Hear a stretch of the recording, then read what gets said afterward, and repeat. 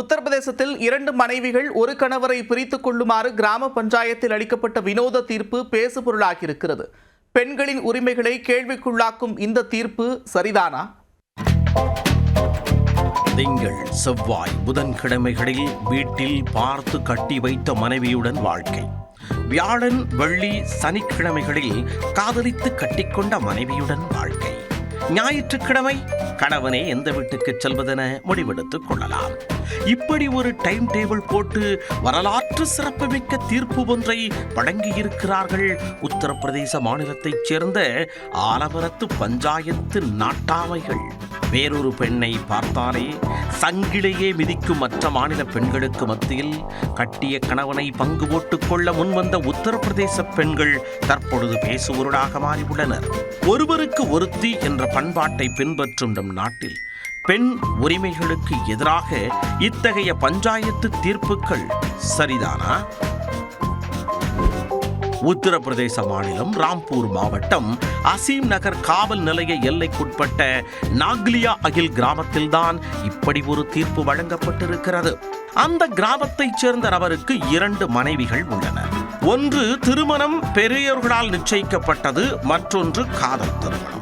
2 திருமணங்களையும் நோகாமல் செய்து கொண்ட அந்த நபர் கடைசியில் இடியாப்ப சிக்கலில் சிக்கி தவித்து வந்துள்ளார். 2 மனைவிகளும் கணவன் மீது முழு உரிமை கோரி தினமும் சண்டையிட்டு வந்துள்ளனர். இந்த சண்டை முற்றி அசீம் நகர் காவல் நிலையத்திற்கு சென்றது. காவல்துறையினர் இந்த பிரச்சனையை தீர்க்கும்படி கிராம பஞ்சாயத்திடம் ஒப்படைத்தனர்.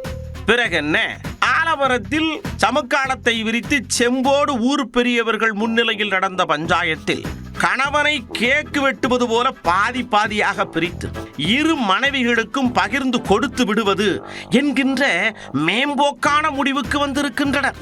அதன்படி 2 மனைவிகளும் சமமாக பகிர்ந்து கொள்ளும் வகையில் ஒரு டைம் டேபிளும் அங்கேயே போடப்பட்டது.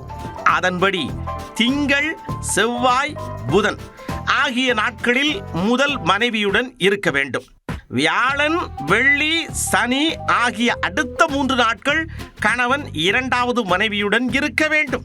வாரத்தின் கடைசி நாளான ஞாயிற்றுக்கிழமை கணவனுக்கு ஒப்படைக்கப்பட்டது. அவர் தனது விருப்பப்படி இருவரில் யாருடன் வேண்டுமானாலும் இருக்கலாம் என தீர்ப்பளித்துள்ளனர். இந்த தீர்ப்பை கணவர் மற்றும் 2 மனைவிகளும் மனதார ஏற்றுக்கொண்டு ஒப்பந்தத்தில் சரசரவென கையெழுத்திட்டுள்ளனர். இந்த வினோத ஒப்பந்தம் தற்பொழுது மாநிலம் முழுவதும் பேசுபொருளாகி உள்ளது. இதே மனைவிக்கு 2 கணவர்கள் இருந்தால் கணவன்மார்கள் பிரித்து கொண்டு வாழ்க்கை நடத்துவார்களா என பலரும் கேள்வி எழுப்பி எதிர்ப்பு தெரிவித்து வருகின்றனர். இது பெண்ணுரிமைக்கு எதிரான தீர்ப்பு என்றும் கிராம பகுதிகளில் உள்ள பெண்களின் கௌரவம் பாதுகாக்கப்பட வேண்டும் என்றும் பலரும் இணையத்தில் கருத்துக்களை பகிர்ந்து வருகின்றனர்.